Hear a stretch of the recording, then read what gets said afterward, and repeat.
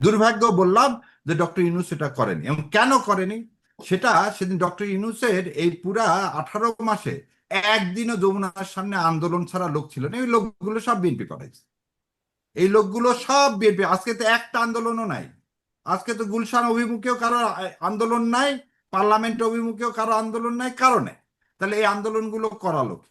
Number two হচ্ছে, যখন দুইজন লোক বলেন, একজন মন্ত্রী বলেন যে ফেব্রুয়ারি মাসে যে ডক্টর ইউনূস সাহেব ট্রফি দিয়ে এসছেন, তখন তার নির্বাচন করার কোনো দরকার ছিল না।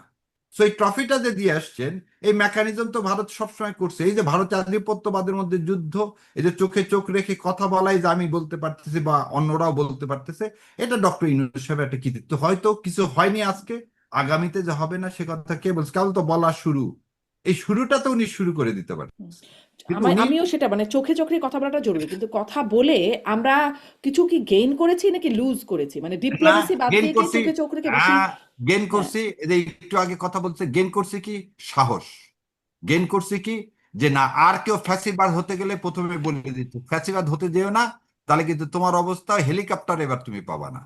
সো এই যে কথাটা, আর ভাই যেটা বললো লাস্ট, একটা 2 মাসে এখনো বিএনপির কিছু দেখা যায়নি ফ্যাসিবাদী চরিত্র, এই কথাটার সাথে আমি একমত না।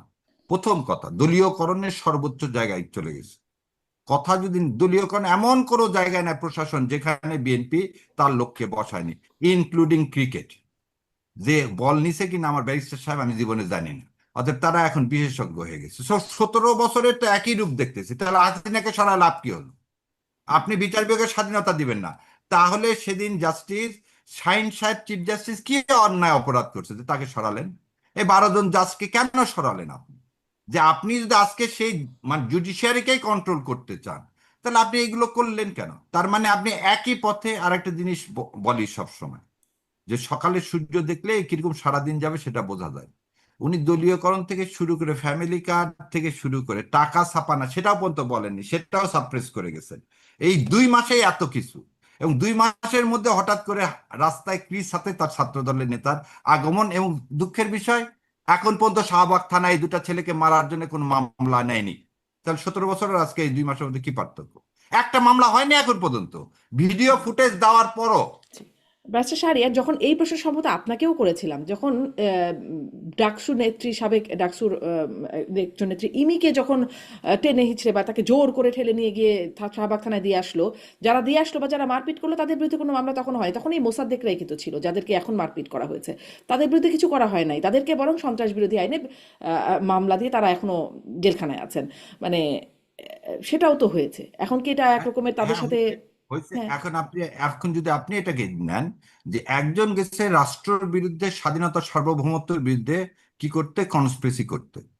আর প্যাট, আমি জানি না আপনাদের মনে হয় যে তুষার ভাই তো খুব মেরিটোরিয়াস, তুষার ভাই মনে থাকার কথা, প্যাট্রিয়ট বলে একটা কবিতা ছিল, যে স্বাধীনতা যুদ্ধ করে আসছে, পরে তাকে ফাঁসি দেওয়া হয়েছে, ফুলের মালা দিয়ে যাদেরকে বরণ করা হয়েছিল। এই মুসাদ্দেকরা হচ্ছে আমাদের স্বাধীনতার মুক্তিযোদ্ধা।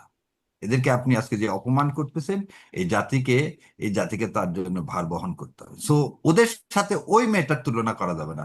নাৎসির সাথে আপনি কোনোদিন, যারা এই দেশকে সে দ্বিতীয় একজন বাম বিশ্বযুদ্ধ, দল করা, একটা বাম দলের একটা না আপনি পুরো ঘটনাটা যদি মনে করেন তাহলে দেখেন যে কি কারণে হয়েছে। আমি একটু বেশি আর কিছু বলতেছি না, কিন্তু কথা হলো আমার প্রশ্নটা এরা ওখানে, আমার প্রশ্নটা এখানে, মুসাদ্দেকরা তো আইনের এই আইনের স্বাধীনতা। অবস্থান কি?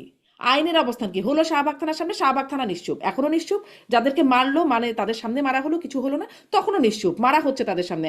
আইন যদি থাকে তাহলে তো আসলে কে কি সেটা সেই মুহূর্তে মানে অবশ্যই, আইন শৃঙ্খলা অবশ্যই বাহিনী আমরা দেখার কথা না, কথা কি? এটাতে আমি সমর্থন করি না।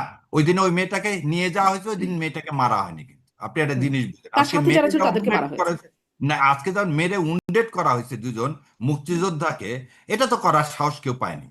তো সেটা যখন করা হয়েছে, এবং সেই সময় আজকে আবার আমরা আরেকজন হারুন সাহেব দেখতে পাচ্ছি, নব্য হারুন। এটাও কিন্তু খুবই, এই ফ্যাসিবাদের যা যা নমুনা সব কিন্তু 2 মাসে প্রকাশ পেয়েছে। আমি জানি না জি। তুষার ভাইয়ের কাছে কেন পাইনি, আমার কাছে কিন্তু পাচ্ছে। সেই জন্য বলতেছি সামনের দিন বোধহয় ভয়াবহ। জি।